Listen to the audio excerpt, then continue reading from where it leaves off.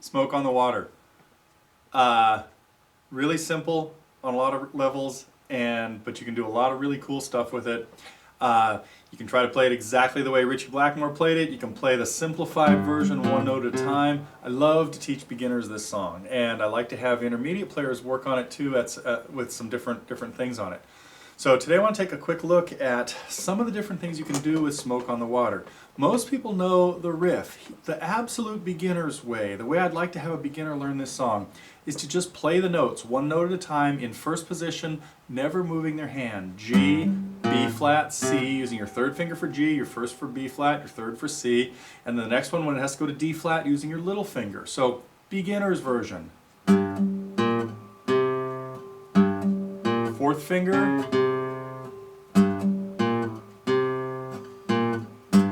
and that's it. Lesson 1. Anybody could learn that song the day they pick up the guitar. That version of the song.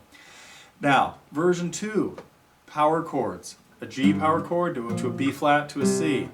This is still not what he really did, but this is the next step of this song, learning to just play it using power chords. G, B flat, C, G, B flat, D flat, C, G, B flat, C, back to B flat and G.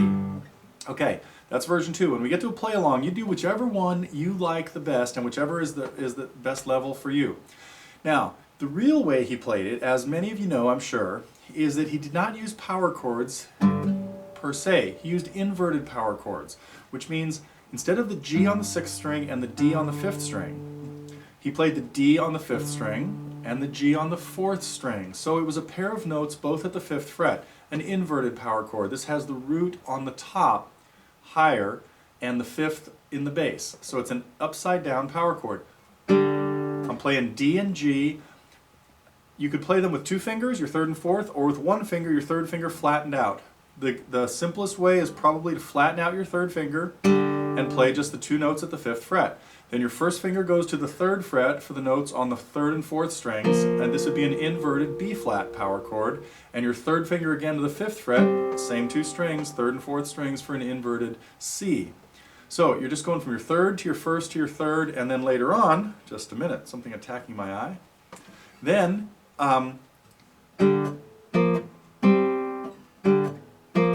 your 3rd finger could go past it and move back. Be sure not to slide down. This is not what happens. You need to hit them both clean. Now, also, he didn't play this with a pick. He played it with his fingers. You get a different sound. If I play those 2 notes with a pick, or if I play with my fingers, what you get with your fingers is the 2 notes are more evenly balanced. They're pretty much the same volume. When you play 2 notes with a pick and strike them down, you get the lower one louder. If you strike them as an up, you get the higher one louder. So, in order to keep the 2 notes as close to the same volume as possible, Ritchie Blackmore played this with his fingers. So, we have the riff.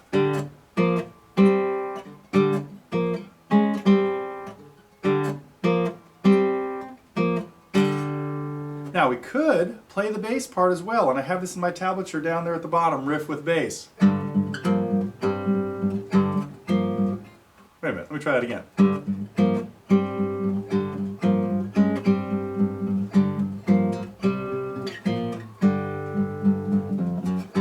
Anyway, so the finger picking version, that would be level 3 or 4 or whatever we decide we want to call all these silly things. In any case, at the end of this I'm going to have kind of a play along. We'll be doing this with a metronome, so whichever way you can play it, play along. If it's the single note version, fine. If you want to play the power chord version, fine. If you want to play the inverted power chord version with a pick, fine. If you want to play the inverted power chord version with your fingers, do that. We also though need to work on the verse. So the verse, the simplest way of playing the verse, power chords, pound on them. 1, 2, 3, 4, 5, 6, 7, 8. 8 downs in every measure, and you have 2 full measures of G. That's 1. That's 2. In the 3rd measure, half a G, half of an F, slide it down to the 1st fret, and in the 4th measure, back to Gs. Okay, simple version.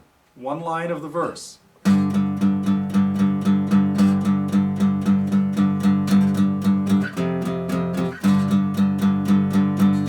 That would be it. We get into the chorus. We go to C. Just let it ring to A flat. G. Let each of those ring for a whole measure if you like, or you could keep pounding away. Back to C. A flat, and then back into the riff. Anyway, so all different kinds of ways of looking at this. I'll do a quick close-up of the left hand and the right hand of some of the things that we do here in just a second, and then we'll try playing through it with a metronome and see what we can do. That's it for the intro look. Power chords. 2 notes, a fifth apart, where your first finger is playing the root of the chord and your third finger is playing the fifth of the chord, which is 1 string higher and 2 frets higher. So we have a G and a D for our G power chord. We have a B flat and an F for our B flat power chord, and a C and a G for our C power chord. So if we play the whole song with power chords, we're just going from G to B flat to C. Later on, G, B flat, D flat, C. If we play it with single notes, the absolute beginner version, again, what I like to have people do at the very beginning is get used to playing it without moving your hand anywhere on the neck. Put your hand in first position. First finger covers the first fret, your second finger covers the second, your third covers the third, and your fourth covers the fourth. So you would play the G at the third fret of the sixth string, going to B flat at the first fret of the fifth string, to C at the fifth fret of the fifth string. The next time you'd go from G to B flat, and for the D flat, use your little finger. Reach to the fourth fret and then back. Back to the G, to the B flat, to the C, and then B flat and G. So, version 1, just playing the single notes. Version 2, full power chords. Version 3, real inverted power chords. So now here's my G power chord. I've got the root of the chord here, G, and the fifth of the chord here, D.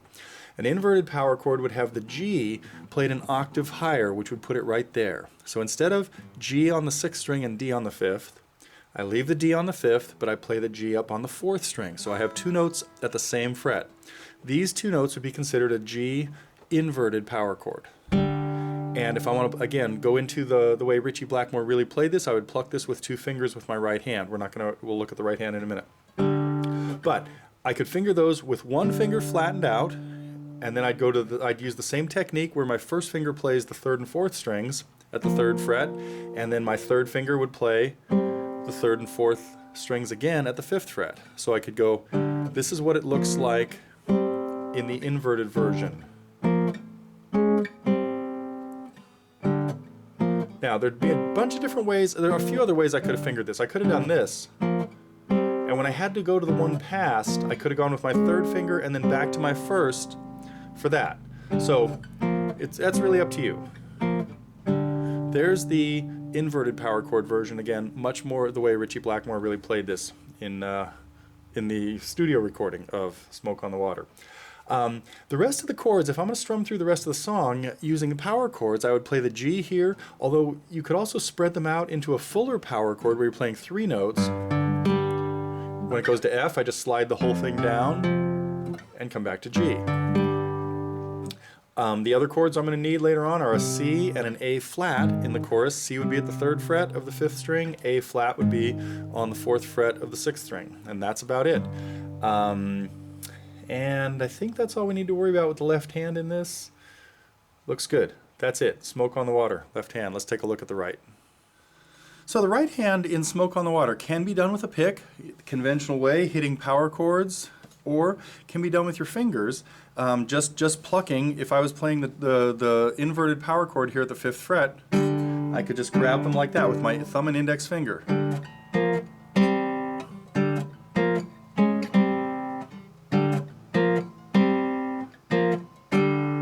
If you choose to play it with a pick, single notes, keep your hand anchored down here, either the knuckle or little finger touching the 1st string.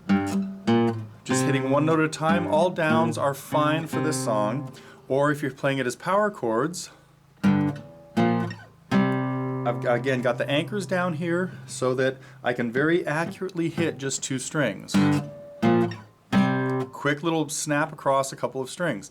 When I get to the chorus part of the song, or the verse, the singing part, I'm now gonna pound a little bit more. 8 downs per measure. 1, 2, 3, 4, 5, 6, 7, 8, 1. And I change to F in the second half of the third measure and then back to G.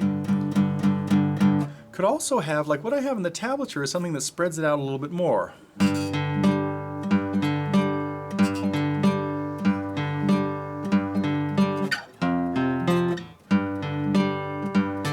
Now there I'm just alternating down, up, down on the 6th, 5th, and 4th strings. When it gets to the chorus, same thing, just hit the chords and just lightly strum them. So again, when we get into our play-along version of the song here, I kind of like to take the Neanderthal approach to this and just pound down.